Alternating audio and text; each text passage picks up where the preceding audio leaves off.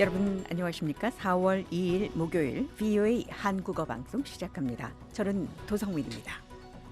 먼저 이 시간 주요 소식입니다. 도널드 트럼프 미국 대통령이 미국 동부 시각으로 1일 밤 9시 대국민 연설을 통해 이란과의 충돌 상황에 대한 최신 내용을 설명할 예정입니다. 트럼프 대통령이 미국의 북대서양 조약기구 나토 회원국 지위를 다시 검토할 수 있다고 밝혔습니다. 북한 연계 해킹 조직이 전 세계 수억 명이 사용하는 소프트웨어를 해킹해 미국 기업의 가상화폐 탈취를 시도한 사상 최대 규모의 공급망 공격을 감행했습니다. 여러분께서는 지금 VOA 한국어 방송을 함께하고 계십니다. 트럼프 대통령이 미국 동부 시각으로 1일 밤 이란 작전에 대한 대국민 연설을 예고했습니다. 미국 행정부는 군사작전이 종착점에 가까워졌으며 이란의 군사 재건에는 최대 20년이 걸릴 것으로 평가했습니다. 첫 소식 이조은 기자가 보도합니다.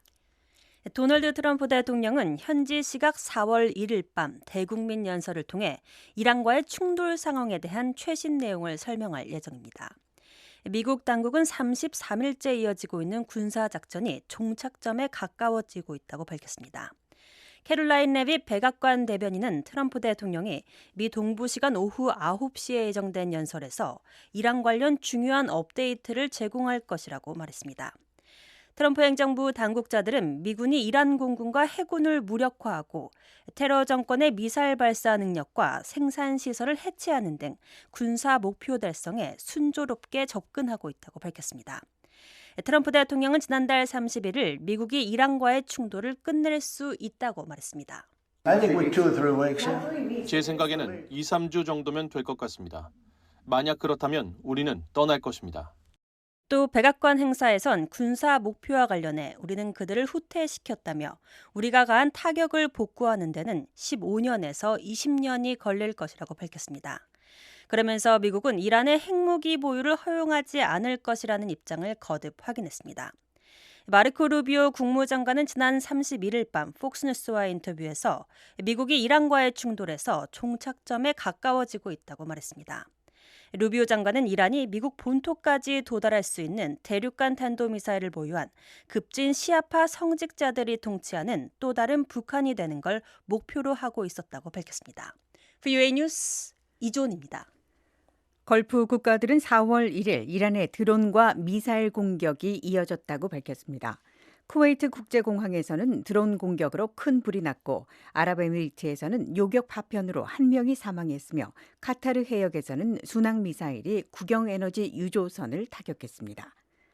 쿠웨이트 민간항공총국은 이란과 그 지원을 받는 무장 세력이 발사한 드론이 쿠웨이트 국제공항 내 쿠웨이트 항공연료회사 소속 연료 저장 탱크를 타격해 큰 불이 났다고 밝혔습니다. 쿠웨이트 국영통신이 인용한 압둘라 알라지 대변인은 이번 공격을 대담한 공격이라고 규정했습니다. 긴급 대응팀이 출동했으며 인명피해는 없는 것으로 확인됐습니다. 카타르 국방부는 이란이 순항미사일 3발을 발사했다고 밝혔습니다. 이 가운데 2발은 요격됐으며 한 발은 라스라판 북쪽 약 17해리 지점의 카타르 영해에서 국영 카타르 에너지가 용선한 연료 유조선을 타격했습니다.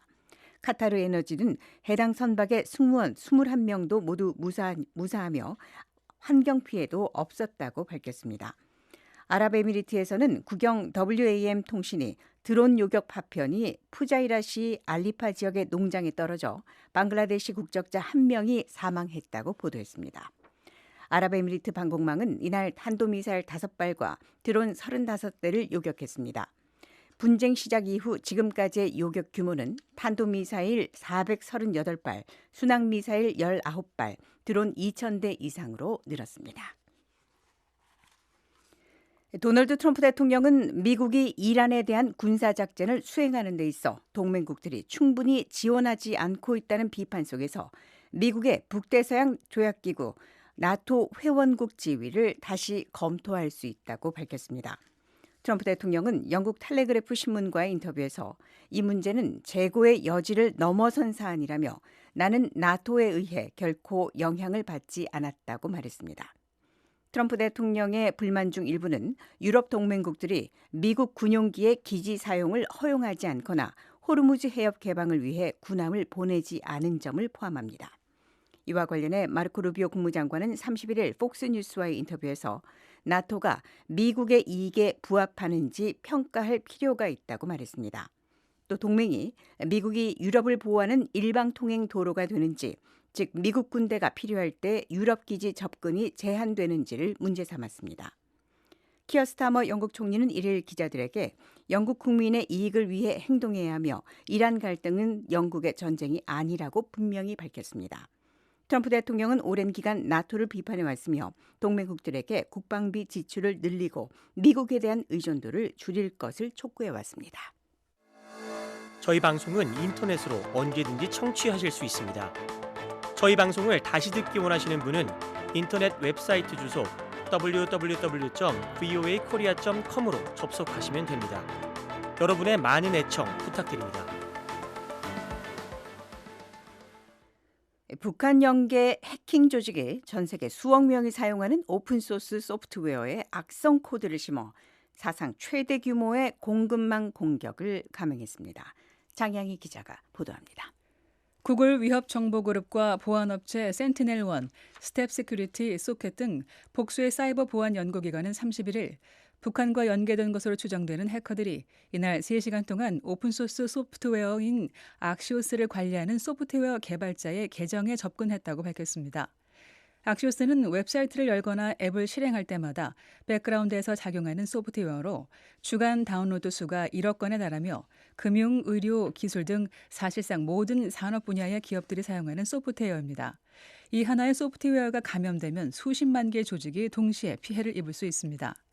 이와 관련해 구글은 보고서를 통해 이번 공격 주체를 자사가 UNC1069로 추적하는 북한 연계 조직으로 특정했으며 이전 북한 공격에서 사용된 웨이브 쉐이퍼, 악성 코드와 동일한 수법이 사용됐다는 점을 근거로 제시했습니다.